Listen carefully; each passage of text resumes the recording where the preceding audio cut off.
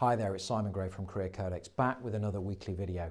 And last week's video talked about Bill and Bob, two executive job seekers, but approaching the executive job market from very, very different places. And this prompted Mark to get in touch, who sent me an email to say that while he wasn't looking for a job himself, some of the lessons on the videos and the content I put out was actually helping him grow his business. So that was great feedback, Mark, and it really got me thinking that in actual fact, a lot of the stuff that we talk about in the job market is very relevant to business, because your career essentially is a business in itself.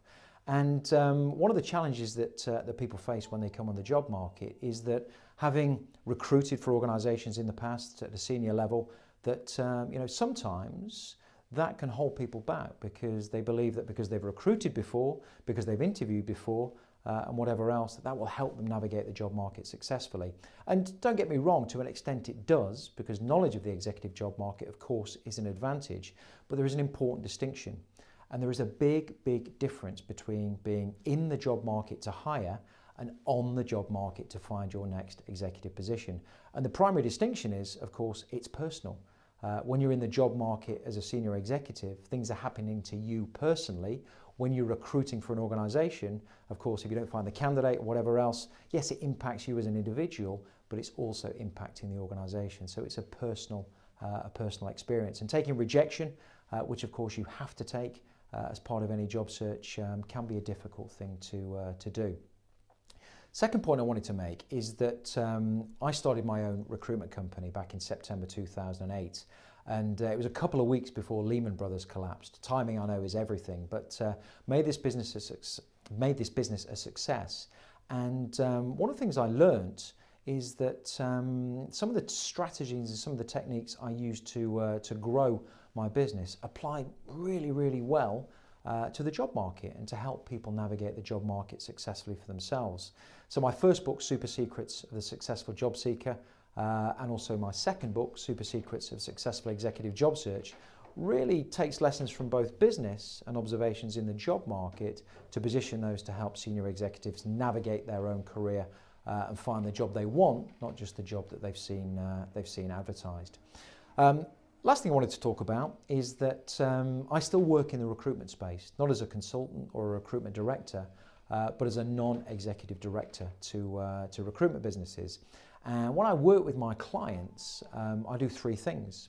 I help them to position their business, I help them to promote their business, and then I help them to continually improve the performance of their organisations. And these techniques that I give them also have a relevance for the job market. Because in business, when you position your business, what can be tempting is you come into the business world, you look at what your competition is doing, and you try and take the best bits from your competition. Problem with that, you end up with a cobbled together offering, an offering that isn't distinct, it doesn't stand out, and ultimately that can often lead to competing on price.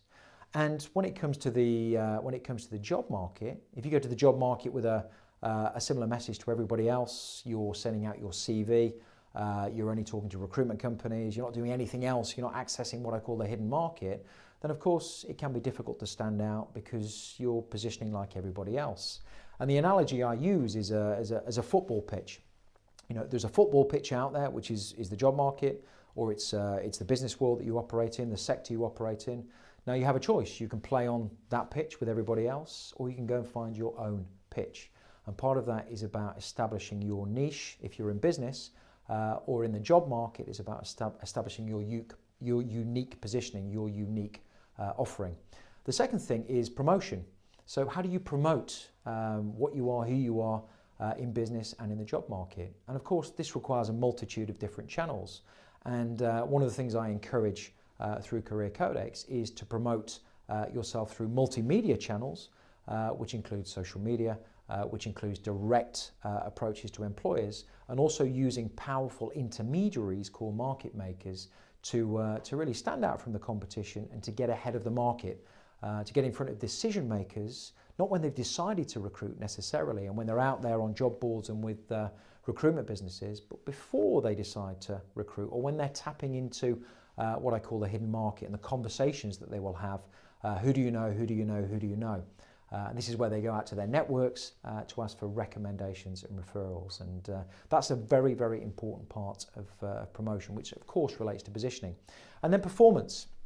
So in business, everything you do is not always going to work, and you'll get feedback from the market. Some things will work, some things won't. Customers give you feedback. And what can be tempting is to do a knee-jerk reaction and say, okay, somebody's given me that feedback, I need to completely change my business model. That's a mistake.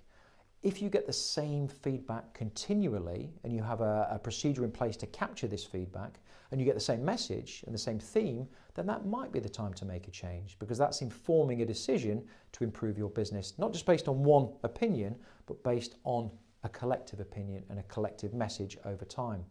And it's the same in the executive job market.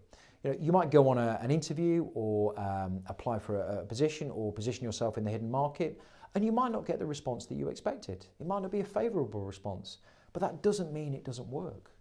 What you need to do is to take continuous action, continual action, consistent action to position yourself properly in the executive job market, which includes, doing some applications to job boards, talking to executive recruiters, but more so accessing the hidden market and leveraging the power of market makers. And over time, you'll gather evidence and information that will inform how you might tweak things, how you might change things to improve your performance in the executive job market, exactly the same as you do in business. So you gather feedback, and one of the ways I encourage my clients to do that is through a thinking journal, to capture the feedback they're getting so that they can learn, develop, grow and improve in their performance and skills in the executive job market. So that's really it for today.